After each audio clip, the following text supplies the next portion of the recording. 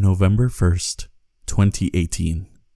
The feast of our beloved patron saint, the pure physician and evangelist, St. Luke. A few months in preparation, but years in our minds, this moment was incredibly joyous and a testament to what was to come. From the first day, many families and people, young and old, from all walks of life, knew that this was the church that they'd one day call home. Converts, catechumens, American-born Copts, all realized why they're here. It was the church that would unite them through not just language, but the unconditional love of Christ. Even though we're still a small church, 18 different nationalities already call this church their home. Week after week, adult baptisms were a steady stream. We used every resource possible, from a 65-gallon bin to an inflatable hot tub, from a garden hose to a concrete brick. We weren't going to let anything get in the way of joy. That mentality didn't just stop at baptisms, though. As we grew, each location we tried to hold services had its limits. There were times where we didn't know at which location we'd be able to pray the liturgy until only a few days prior.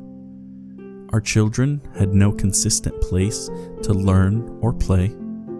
Our congregation had a limited time or space to hold the agape meal. One service every other Saturday was no longer sustainable. A goal was set: to start praying Sundays, January 2020. That was less than 2 years since the memorable first feast of our patron saint. By God's grace, the prayers of St. Luke, and the blessing of His Grace Bishop Yusuf, we were able to do so, even though sometimes we had no idea what came next. We got by, liturgy after liturgy, until finally we were granted a long-term rental, a place we could plant our feet just for a second, a place we could grow. Enter COVID-19. Halted liturgies, halted services. Should we have kept going somewhere else? Was the long-term rental a mistake? These questions flooded our minds. Until perhaps a few weeks ago. Many recite the story of Joseph, his troubles, his struggles, and how God used these events to work out His plan for the salvation of His people. There are very few times in our lives that we see these events actually come to fruition. This is one of those times. With commercial property scarce, we thought we had found the perfect fit. We found a gorgeous 5-acre property with a turnkey church and a preschool on site. This property was not only out of reach, but had been snatched away before we could even visit. If it weren't for the pandemic, the property would likely be off the market.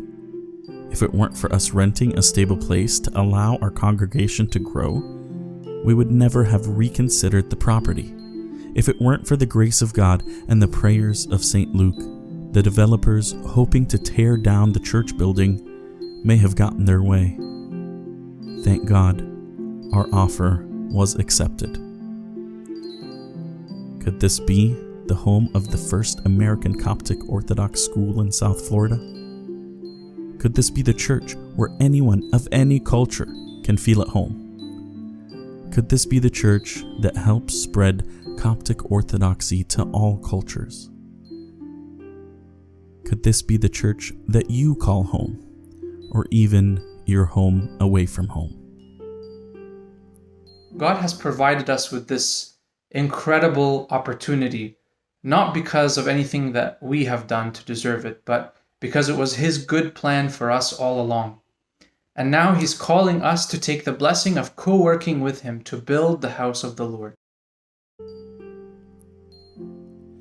Visit us at stlukeflorida.org to find out how you can help us fulfill our mission.